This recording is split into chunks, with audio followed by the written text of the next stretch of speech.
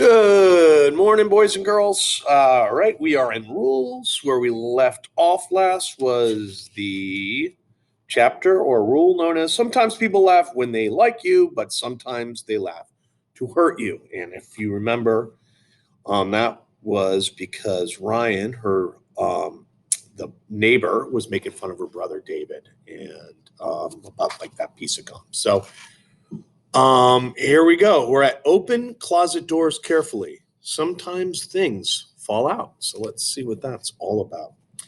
As mom reads, I sketch the scene.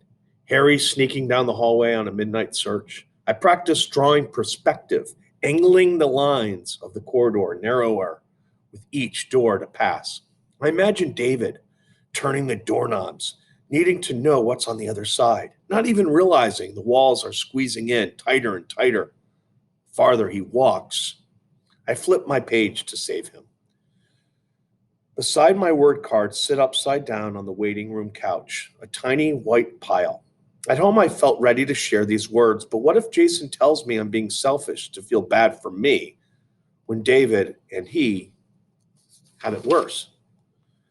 How much how much for shipping? The receptionist asks, the phone to her ear.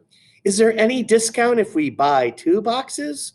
I yank the zipper open on my backpack to find a blank card. Maybe I have time to make new words before Jason gets here. That that does seem a lot for 1 box of hearing aid batteries, the receptionist says. I lay a card on my sketchbook, but before I can choose a word, Carol rushes through the clinic doors, her baby balanced on her hip. And there was such a line of traffic on the bridge, she says over Jason's head to Mrs. Morehouse. Behind her, figures they'd have to raise it for a ship on the day I'm already late. Excuse, I write the word quick as I can. That's always the way, isn't it? Mrs. Morehouse pushes Jason's chair across the carpet toward me, and Mom picks up her bookmark, leaving Harry still searching in the hallway. Jason smiles, his hair curling along his forehead, above his ears, no longer dangling past his eyebrows. Your haircut looks good. I slide my word pile under my leg.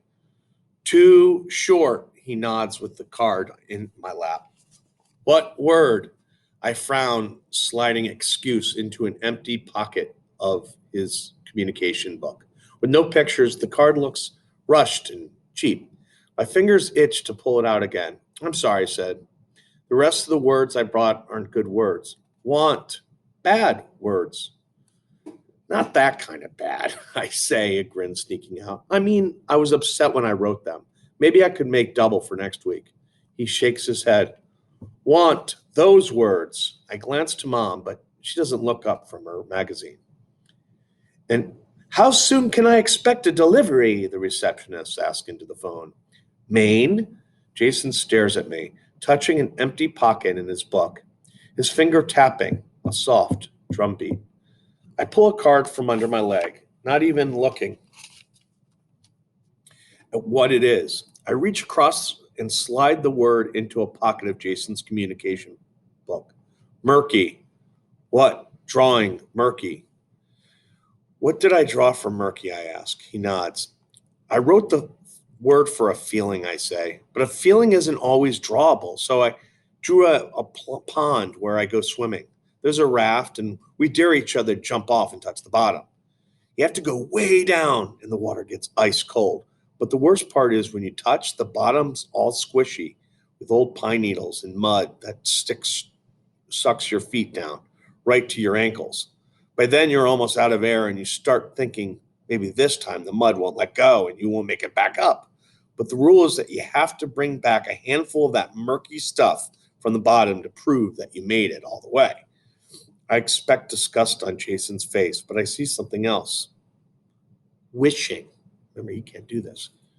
Is fun? I nod. Coming up makes it worth it. He sighs, and I realize he'll never feel the thrill of breaking the surface, fist raised, mud dripping down his wrist. How can someone live a whole life and never feel that? You said you write murky for feeling. Jason taps. What happened? So he's asking Christy. Asking Catherine. I reached down to finger the word cards beside me. Christy, my new neighbor I told you about, on Tuesday she came over, which would have been great, except Ryan came with her. He's the boy I can't stand. David wanted some of Ryan's gum, but Ryan teased him, and everything was ruined. Yes. And the worst part, I whisper so Mom can't overhear. David thinks Ryan's his friend. He doesn't understand. Ryan's only making fun of him. Added the words fast. Cruel, tease, embarrassed. And I get stuck making it better when it all goes wrong. Hate, unfair. Beside me, little yellow white sand grains cling to the wheel of Jason's wheelchair. I wipe them away for a few at a time and watch them disappear too tiny to see fall. So I felt like that. I touched Murky. Stuck at the bottom of the pond, only this time the mud wasn't letting go. Sometimes Jason hesitates, his fingers held in the air above his book. I wish. Die? Don't say that, Mrs. Morehouse startles. What's wrong? I took Jason's finger on secret to Mrs. Morehouse sitting forward in her chair. He's just surprised me, that's all. I flipped through his pages to find words. I would miss you, Jason smiles. But why? He shrugs. No word. Frustrating most. I roll one last sand grain, perfect and sharp between my finger and thumb. I am, he turns the page in his book and points to, incomplete. No, you're not, but I know what you mean. Sometimes I don't feel whole either. I find an empty pocket for torn. I feel like I'm ripping in half. One half wanting to run away and be a regular person with my friends, but my other half is scared to leave David because he can't make it on his own. Make word, please. I open my backpack and reach for a blank card. What do you need? Leg. Go. Very much. Fast. Run? He nods and I scribble the letters, leaning forward, rushing across the top card. Jason taps. Sometimes asleep, I dream I can run. Really?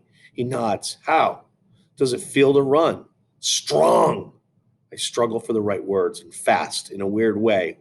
Weightless. Like if you could go fast enough, you'd fly. It's an amazing free feeling. I squeeze my toes, imagining the slap of my sneakers on the sidewalk. Is that how it feels in your dreams? No. He looks away from me, his lips pressed together. How could I bring those words to comfort myself? To comfort myself when you put that hurt in his face? I could push you around the parking lot really fast, I joke. That would be close to running. Jason taps. Okay. All right. We are going to stop. This is a long chapter, so I'm kind of going to break this one up a little bit. So I'm going to stop there. And so we are going to continue with that one tomorrow. We'll have a few pages left. All right. So boys and girls, have a good day. And you can start working on your response pages if you have not already. All right. Have a wonderful day.